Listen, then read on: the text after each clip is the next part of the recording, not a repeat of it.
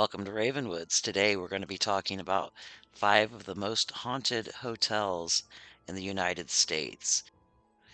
Number one, Concord's Colonial Inn, built in 1716 in Concord, Massachusetts.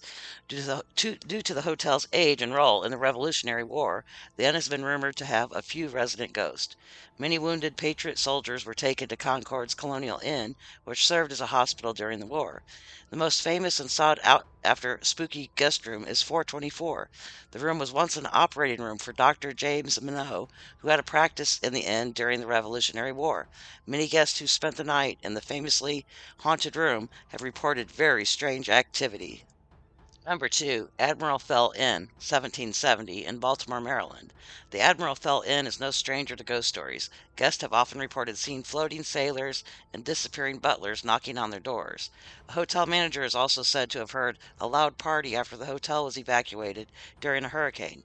This comes as no surprise, as parts of the building date back to the 1770s, when it was a theater and a boarding house where seamen, immigrants, and ladies of the night would pass through. Number three, the Red Lion Inn, 1773, Stockbridge, Massachusetts. Ghostly rumors continue to swirl at the inn, which has seen the likes of many paranormal investigators and mediums. The fourth floor, in particular, has been said to have the most activity.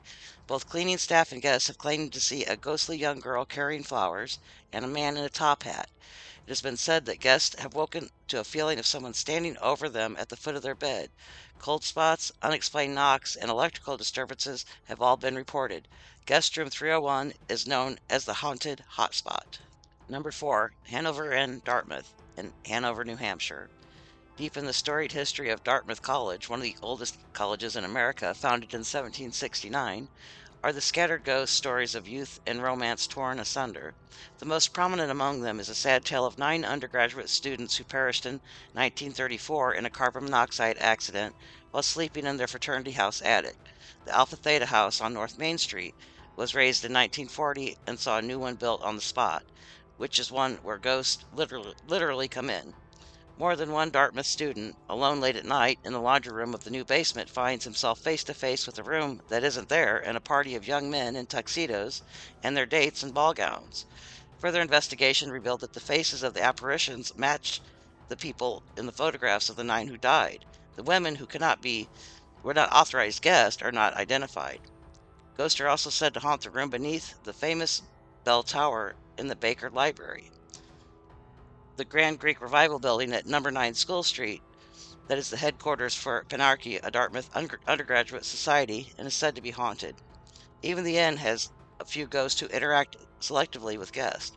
Perhaps the most enduring spirit is the one evoked by the jack-o'-lantern, the college's humor magazine that was founded in 1908 and welcomed the wry observations of Theodore Geisel, class of 1925, who later created his pen name, Dr. Seuss.